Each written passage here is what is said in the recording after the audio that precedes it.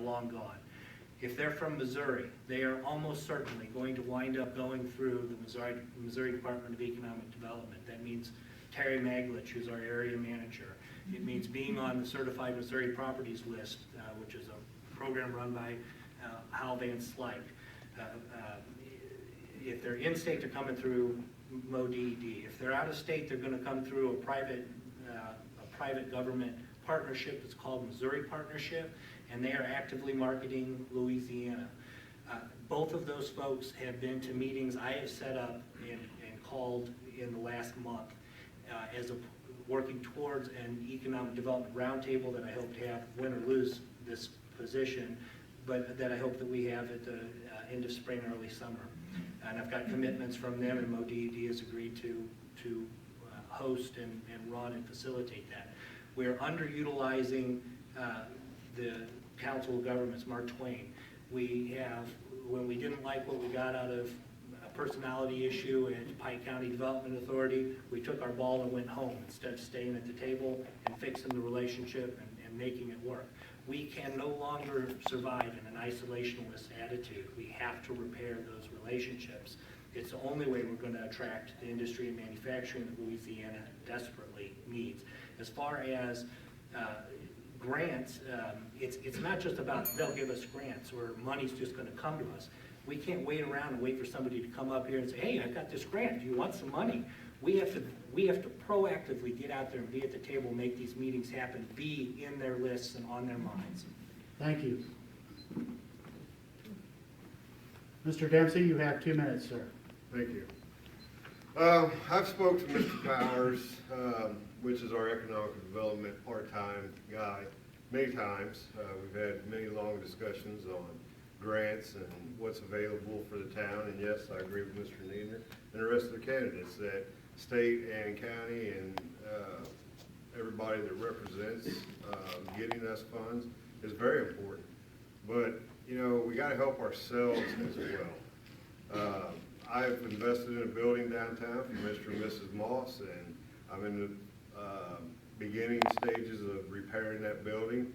And I think that's one thing that's very, very important to Louisiana is we need to make our town beautiful again, and that's on us. You know, we can't all sit here and say, give me a grant, give me this, give me that. You got to put some initiative into it yourself. You know, if you own a building downtown, you know, take the time. You know, don't sit there and ridicule somebody for trying to fix it or do something, because if you have a beautiful downtown, then tourism does come back in. Then people do come. I've talked to a lot of people going through Louisiana, traveling through motorcycle groups and stuff, and they said, you know, there's just nothing very sensible for us to stop here because there's just nothing here. We have to come back together as a group. We got to love each other, and we got to come back together as a group and fix our own town. You know, yes, is it very important to rely on other entities? Yes, it is. But we need to do it ourselves as well. Thank you. Thank you.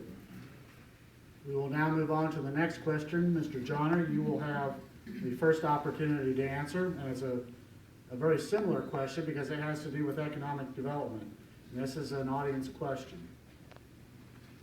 Give one example of the steps you would take to rebuild Louisiana's economy and how you will approach those developers. You have 2 minutes, sir. Thank you, sir. I've given a lot of thought to this, and I've been places and workplaces where communities facing the same things that we're facing have met the challenge. And one way that they meet the challenge is matching funds.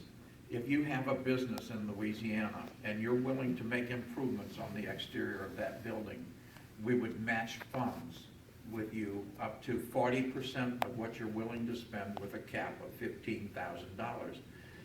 What that does is it puts money into the community. One problem we've had, I feel, is we had a high school built, not one job for Louisiana. We built a sewer plant, not one job for Louisiana. We have to invest Louisiana money in Louisiana people and Louisiana will go forward, and that's the only possible way. Grants are wonderful if you get them, but I believe that again, I see people in this community that I deal with, and they work hard, and they're good, honest people, and they deserve some help. And I think that's the way that it can happen.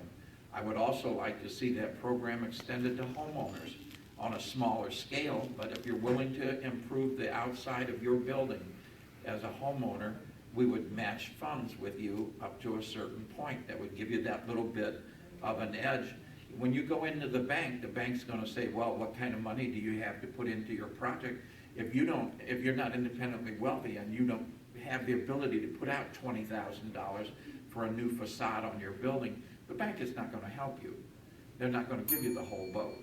So the city needs to be there and fill in and help where they can. And with that little bit of funding from the city, you might qualify for a loan, and we can have people go forward. Thank you. Mr. Minor, you have 2 minutes to respond. Yeah, I'd say if you work with them and give them an incentive, if you want to deal with you, and then, make it work out. But you gotta give them an incentive to want to come. And like he said, if you get your own people to do some of the work that can be done around here, like the street departments and stuff, some of the stuff can be done within the city, instead of hiring people from out of town. That's all I got to say. Thank you. Mr. Nieder, you have 2 minutes. The question was for a specific example of something we would do to increase the economic activity. Give one example of the steps you would take to rebuild Louisiana's economy and how you will approach those developers. So I really like this question because I might be able to do one example in 2 minutes. So here's an idea. Let's drop down to the level of tourism. We need a marketable identity. It's not enough to have one shop open up here or there. It's going to, in most likelihood, statistically fail within 3 years. What we have to do is build a system that's going to raise a critical mass. There are programs around that are having success with this. One guy, the Sachs Group in St. Charles, is having tremendous success with this. If we can get, I don't care if they're widgets, if we can get 6 widget stores that are marketable identity to open at the same time, that are in a mentored state, that if they go through a rigorous, have a business plan, go through a series of steps in a very controlled manner where it's going to give them the best chance for success, we're going to be able to get people to come here. We'll have something for LVCB to market, Louisiana Visitors Convention Bureau, to market abroad. We need that identity. Who do we target to get these businesses? How about second career folks? The U.S. has a huge population of folks who've come out of their industry, have a little bit of money they could borrow against. They have a work ethic, they have industrial skills. They want to work 4 days a week. They want to be somewhere centrally located so they can fly around, see their kids and grandkids that are scattered all over the country. So there's a marketable place that we could go for growing our own entrepreneurial relationships and building that elusive middle class that Louisiana so desperately needs. So that's one Thank you, sir. example. Mr. Dempsey, you have 2 minutes to respond. I'd agree with Mr. Nieder. I'd agree with all the candidates up here. We need to use hometown people to build, create ideas. As a mayor, I won't say the mayor is just a figurehead. I would say that he has just as much power as anybody else to implement your guys' ideas. When I was a kid growing up here, I can't stress enough. We used to have boat races. We used to have more than one parade a year. We utilized our riverfront to the max. If you wanted to get tourism back, that's what we have to do. Maybe talk about getting some big name concerts in here, to bring people back to Louisiana. I talk to people every day, day in and day out here in Louisiana, and the one thing they always tell me, there's nothing to do here. That's why we go other places. We have to bring it back together as a group, and we have to support it as a group. One person cannot do it. Thank you. Thank you. Mr. Stevens, you have 2 minutes. Well, there were a lot of good suggestions, ideas expressed. I will disagree with some of them. If we were to get some young people in here, some new entrepreneurs, whatever, we could give them some incentives, like maybe a tax break or something like that. We cannot give them money. We cannot give away taxpayers' money to a private individual. You can't do that. No matter how bad you want to, you cannot do that. So the only thing we could do would be incentives. And to get something started in here, I think first we have to come together and discuss some ideas, what we would like to see, or ideas from whoever about what kind of business we might be able to attract and where we would go to find these people. And then we would have to get our ducks in a row and present a package to them with whatever incentives we could come up with, and try to get them to come and take a look at us. Hopefully they would want to be here, and we could grow from that. But we are somewhat limited. You know, we can't just give away taxpayers' money. Thank you. We will now go to our 8th question. Mr. Minor, you will have the first opportunity to answer this, and you will have 2 minutes, sir. The question is, are you going to keep expenditures local? And this is an audience question. I assume by that will the city buy as much as it can locally? You have 2 minutes, sir. Well, I'd like to see everything be, kept local, but, sometimes you gotta bend a little. What I mean by bend a little, sometimes you gotta bring in outside help. But yeah, I'd like to see everything local. And, that's all I got to say on that. Thank you. Mr. Nieder, you have up to 2 minutes, sir. Buying local is hugely important for us to all keep in mind. My personal rule of thumb, and I think I would take this to the office, is that if it's within 10% and I can get the same thing, I'm doing it local. If I'll go get a bid, I'll go to somebody local that can do it and say, look, this is where I am. Can you get within 10%?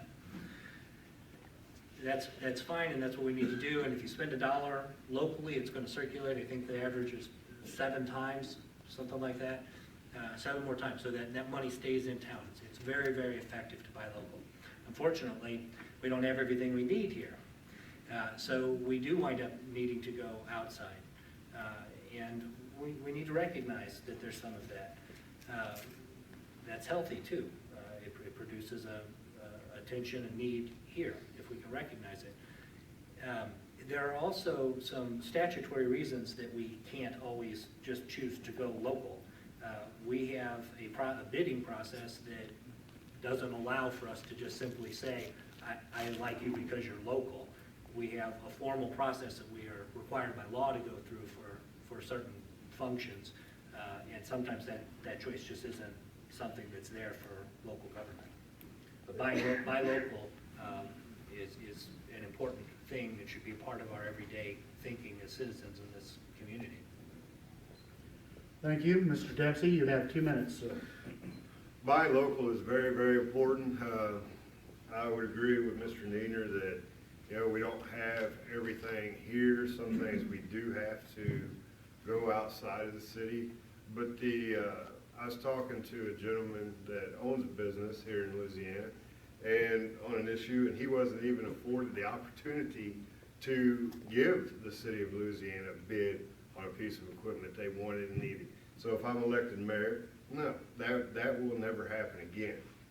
All business first will be given the opportunity, if it's provided here within our own town, to give their bid and have the chance to underbid outside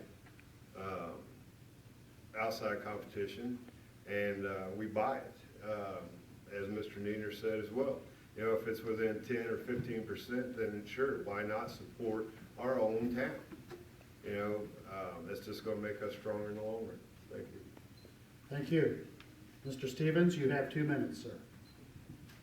Well, I fully support the buy local concept, and I'll agree with Mr. Needler. There are some restrictions on things that we buy that we can't just say, well, because Joe has a store across the street, we're gonna buy that, because there are some certain restrictions. Probably in the past, we have not always done as much locally as maybe we could have. I can't answer that definitively, but if I was mayor, then everything that we can buy locally, the city will buy locally. If it's not available or they can't get it for us, then we'll have to go some other place. But we will certainly start with the idea of purchasing it locally. Thank you.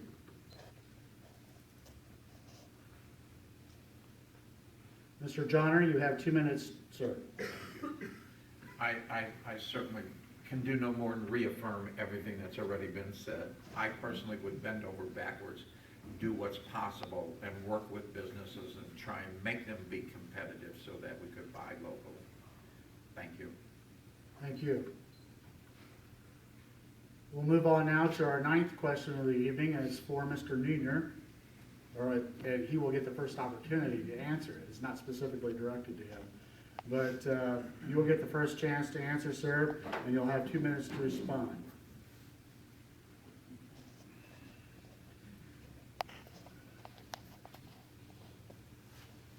How and will you approach and engage the public to discuss issues concerning the community if you become mayor?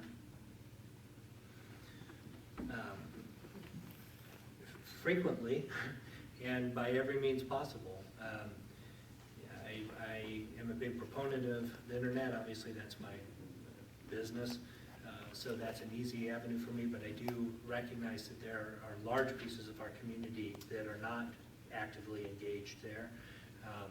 If they choose, if they'd like to be, I'd like to see more access available to them, but even with that, there will be large pieces of our community that don't have internet access.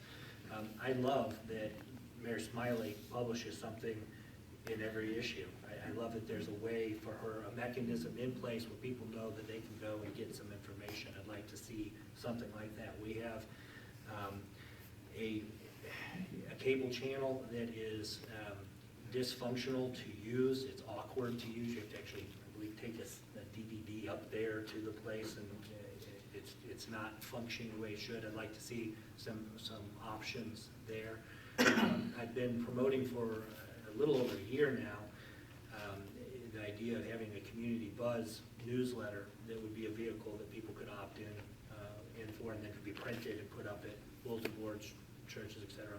But that effort, again, similar to an earlier question, that transparency, that communication through the media and directly to you, the citizens, is critical to the health of our community. So yes, I support it. I already am very actively trying to look for those mechanisms to communicate. Thank you. Mr. Dempsey, you have 2 minutes. Thank you. This is actually an easy question for me. I being retired military, I'm a firm believer on open door policy.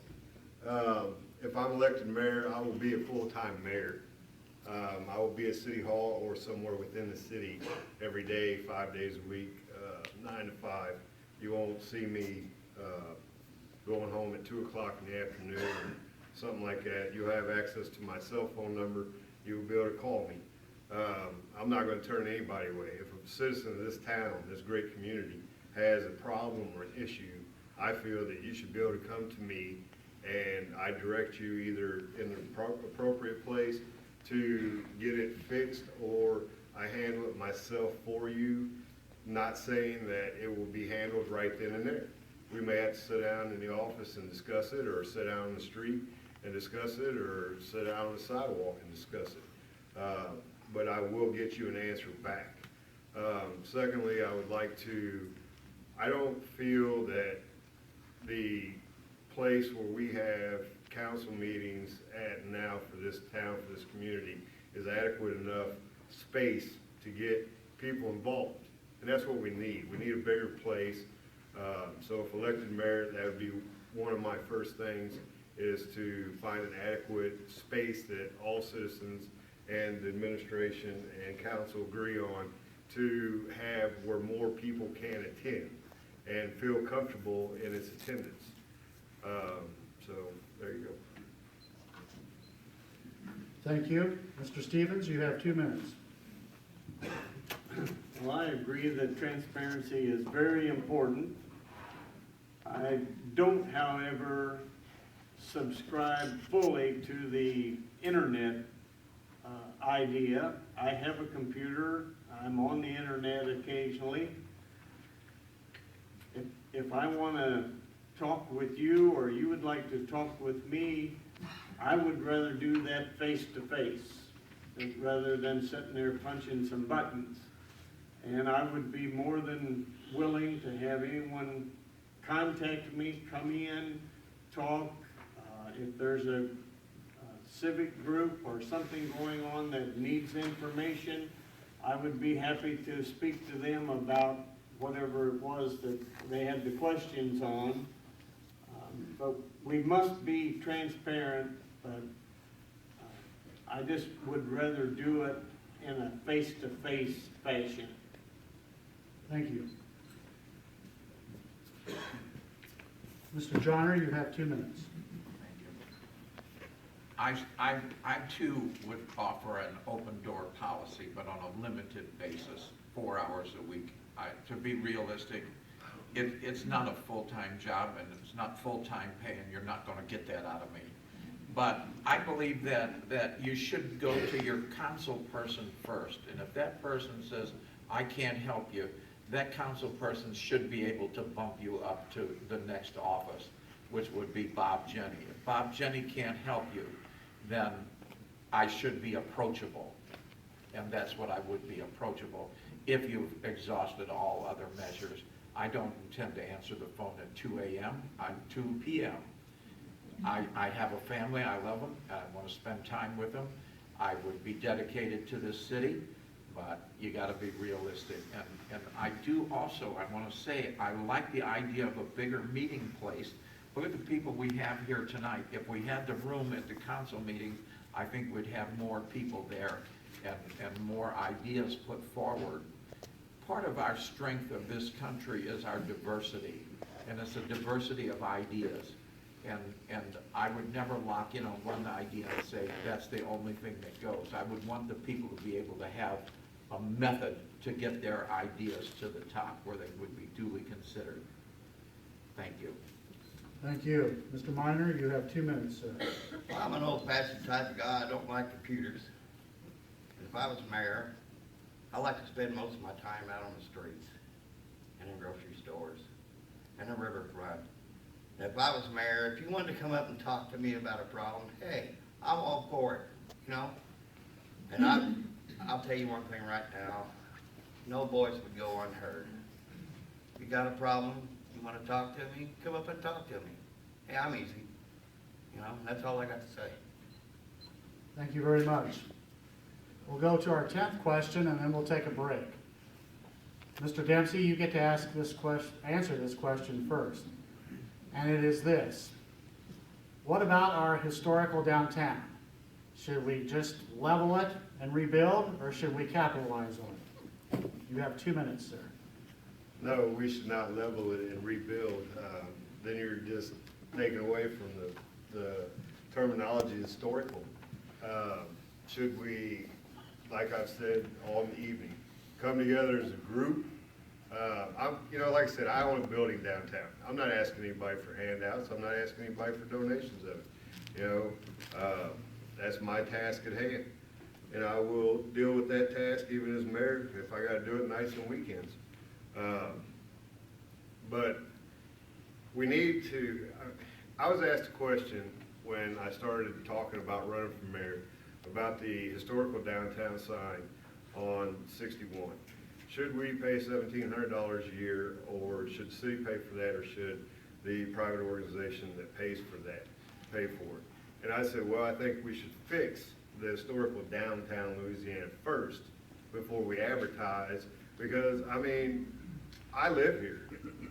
And at this time, you know, I have a hard time looking at downtown, even though one of the buildings is mine, but I'm fixing it. You know, I get a lot of grief from people because they don't feel that I'm fixing it correctly. I don't think that you should sit there, I've talked to state and interior of HPC, and they say that their guideline to deal with issues if you have historical grants, if you have tax abatements and that stuff. You know, basically they say if you're putting out your own money, then do with the building what you want to do with it. You know, as long as you don't try to hinder it to a degree of changing its complete outlook. And when I was talking to state, they said, how are you supposed to preserve something that was changed in 1965? Thank you. Thank you. Mr. Stevens, you have 2 minutes. Well, no, I would not want to do away with or tear down all of the historic buildings. My hope would be that eventually they could be rehabbed. It's something that's not going to happen overnight, and I don't have the means, I guess, to know anyone who is in this unless they come forward or someone brings their name up that would be interested in rehabbing that. We need that as a integral part of our town. We've had to destroy a couple of the buildings because they fell down. Well, who was to blame? I'm not pointing the finger at anyone. But when they're unsafe, that's not a good situation either. And as long as the HPC committee is willing to be work-friendly as they are now, I would fully support it. Thank you. Mr. Johnner, you have 2 minutes, sir. Thank you. Were I a politician, I would look you right in the eye at this point and lie to you. This is suicide. But I have an engineering background, and with that said, whenever you design something, you give it a design life. It's intended to last 25 years, it's intended to last 50 years, it's intended to last 100 years.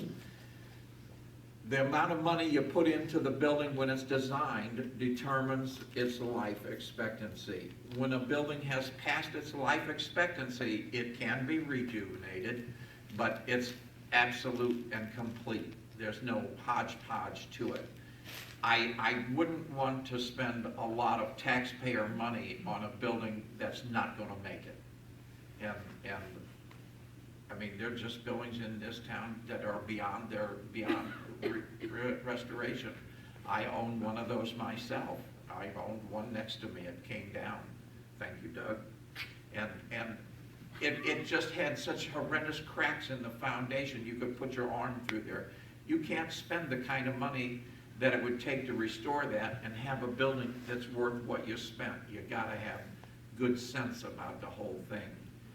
So, I mean, I'm kind of waffling on you here, I understand, because I've just sat here and said, I support, if you own a building and you have a business in it, and you want to improve that building, I want to help you do that. And I'm committed to that concept. If you're committed to a building, but we would have to sit down and I'd have to say, look, you're looking at $200,000, $300,000, $400,000 to save a building that's going to be worth $75,000 when you're done. Are you willing to make that commitment? If you're willing to make that commitment, I would be willing to make a commitment to it. A very limited commitment, but I would be willing Thank to you, make sir. that commitment. Mr. Minor, you have 2 minutes, sir. Well, you gotta weigh the pros and cons. I've walked around Louisiana downtown and I've looked at some of the buildings, and I'm not a professional to say whether this building should be torn down or this building should be saved. Time's its own enemy. I mean, the only way you could actually tell the worth of the building is if you had a major quake tremor. And then you're gonna find out, what's gonna stand and what's gonna fall. know, and I can't sit here and judge, you know, what needs to be tore down and what needs to stay. I've seen a couple buildings that, you know, that look pretty rough, but I can't judge that, and that's all I got to say. Thank you, sir. Mr. Niedner, you have 2 minutes. My background is architecture, so I'm relatively knowledgeable on this subject. Though I'm a postmodernist, not a historic, the historic aspect hasn't ever been my focus. The whole reason I got involved in this community is because Clay Logan caught me at a mayor's breakfast, and I had mentioned something about architecture, and he said, hey, you ought to go be on the HPC. I didn't realize that that was something of a firing squad assignment in our community at the time. But it was interesting because I think when you grow up here and you've watched 30 years of decline downtown, it's really easy to look at those buildings and see what you've lost. But when you come here with new eyes, and I can think of 3 folks right off the bat, the artists down at the water tank, the gal and her husband who are trying to get into a position of renovating the one at 4th and Georgia that they're trying to purchase from the city, and a wonderful couple that just moved in. My wife and our kid and some of his friends helped them move in just this past weekend. All 3 of them, when they said why they were here, and their first answer is this beautiful historic downtown. It is an asset. A lot of times it's hard for us to see, but it is an absolute draw and an asset for our community. It needs to be protected. The problem is, of course, exactly as has been pointed out, it costs more to do the maintenance than the building's worth. You can't get a loan to fix the things that need to be fixed. It's not worth, financially, it's not worth putting the money in it. That comes back to the whole economic issue that we have. So on HPC, for example, Doug mentioned the guidelines.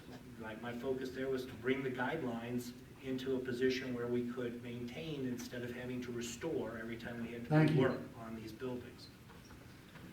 Ladies and gentlemen, we'll take a short break, and then we will be back with the last round of questions. Thank you.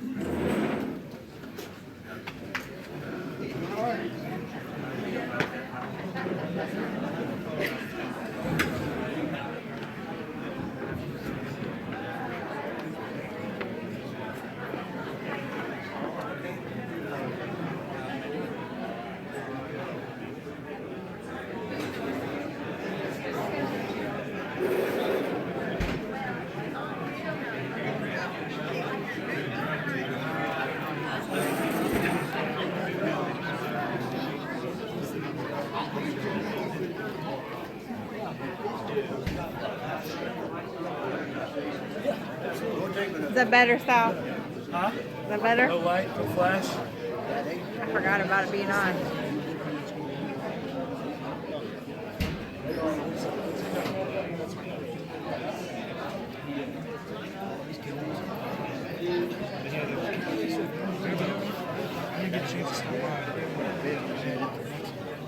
They want to renovate.